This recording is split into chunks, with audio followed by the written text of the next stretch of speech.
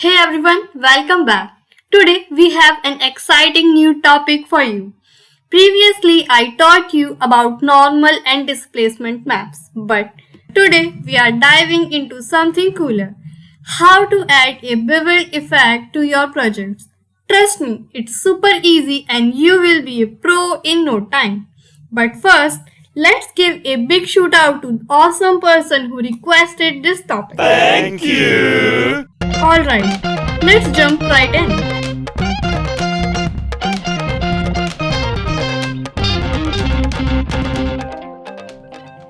First, we are going to create a logo in Photoshop before moving to CLO3D. Here is the logo I am aiming for, but feel free to design whatever you like. The text is ready, but we need to match its font and style. I recently used a similar font. Where is it?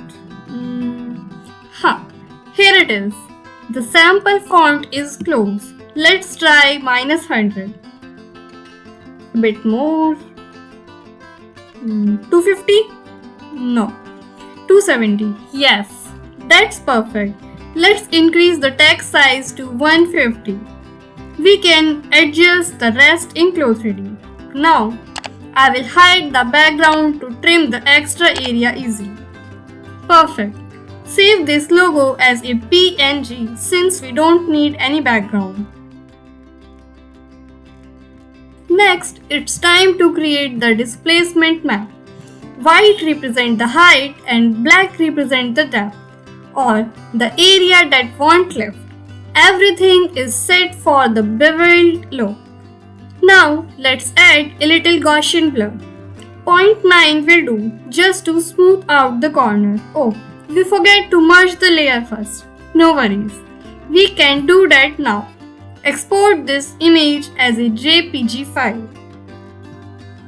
Our logo is ready, so let's close Photoshop and open CLO3D. Here are the t-shirts we will be working on. I have applied an embossed effect on back one. If you want to learn how to do this, let me know and I will make a class on it. Let's apply the graphic we just made to our t-shirt before any adjustment. Apply a displacement map.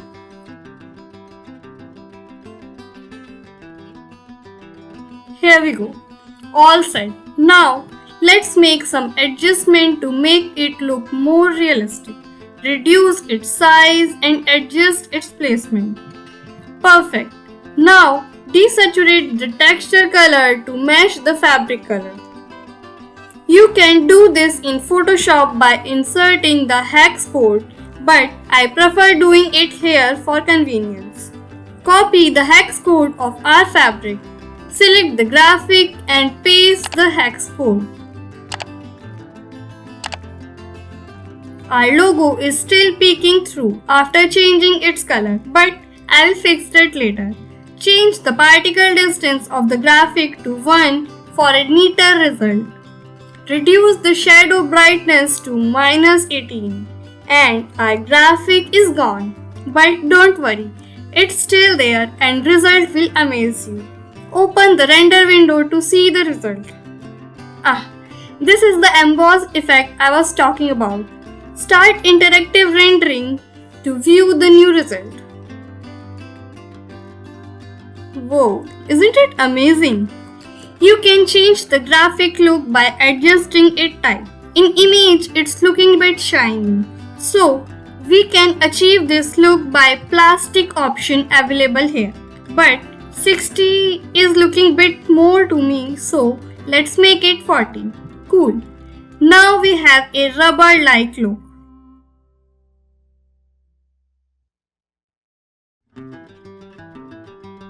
You can increase its depth, but it might look too fake. This is how you can achieve a beveled look in any of your projects. I hope you learned something new and got what you wished for. If you did, please like, share and comment on our video. Your support encourages us to keep making more informative videos for you. And I'm sure you have already subscribed, right? And if you don't want to miss any of our new video, then hit that bell icon. Bye.